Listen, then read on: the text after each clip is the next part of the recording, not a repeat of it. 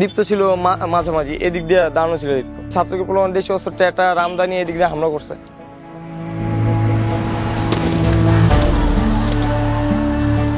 এটা ঝালাই দেওয়া, এদিক দিয়ে একবার এইটুকু পুরো ভাঙ্গা পড়ে গেছে।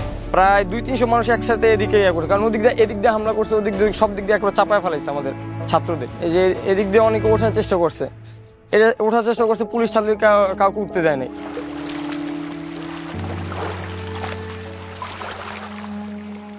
18 জুলাই সকাল 9:30 বাসার থেকে মানে কলেজে গেছিল। ও এখানেই থাকতো, কলেজ তো ওইখানে, কলেজ করেই মানে সন্ধ্যার সময় মানে এখানে ঘুরতো। ওই যে জায়গাটায় মারা গেছে এখানেই বেশি থাকতো।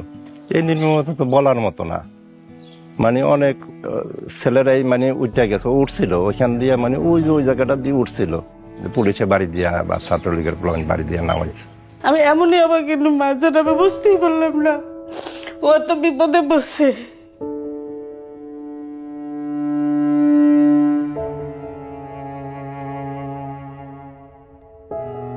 ও বাঁচা বাঁচা গায়ে চিৎকার দেয়, হাতটা দিয়ে লড়াচড়ে দেয়, কিন্তু কেউ ওরে সাহায্য করলো না। এই তো সবই ভুলে কেউ এখন।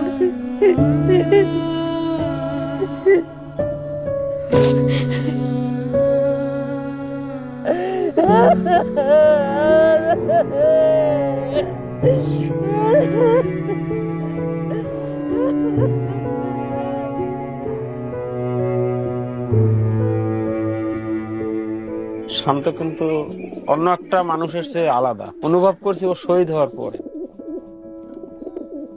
ওর ফেসবুক প্রোফাইলে লেখাটা দেখলাম যে হৃদয়ে শাহাদাতের উচ্চাকাঙ্ক্ষা লালন করে সে হৃদয়ে কখনো হতাশ হয় না। বয়সে ছোট কিন্তু বড় বড় সিনিয়রদের সাথে চলাফেরা করছে।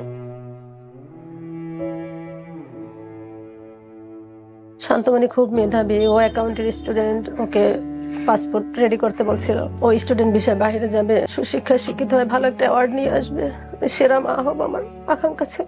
আল্লাহ তাআলা আমাকে এত বড় অ্যাওয়ার্ড দিয়েছে, আল্লাহ যেন তার শাহাদাত কবুল করে। একটু হাত কাটলে রক্ত বের হইলে সে লাফাই লাফাই কান্না করতো, যতক্ষণ রক্ত বেরোতো ততক্ষণ সে কান্না করতো। আমার সেই ছেলে কি রক্তাক্ত হয়ে গেলে। আমার খুব আদরের সন্তান ছিল শান্তমণি। সব আত্মীয়স্বজন বলতে ছেলেকে আর কয়েকদিন পর বিয়ে করবে, এখনো শান্তমণি বলে ডাকে। আমি কাকে শান্তমণি ডাকবো এখন?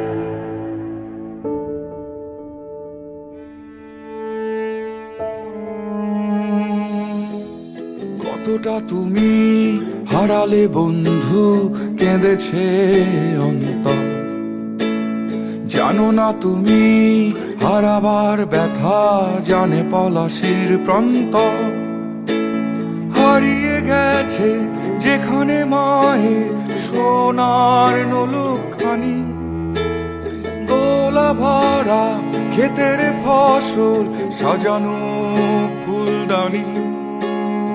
এ হারানোর বেদনা তুমি রেখো অন্তরে, দেখবে তোমার দুঃখ লুকাবে পলাশির প্রান্তরে।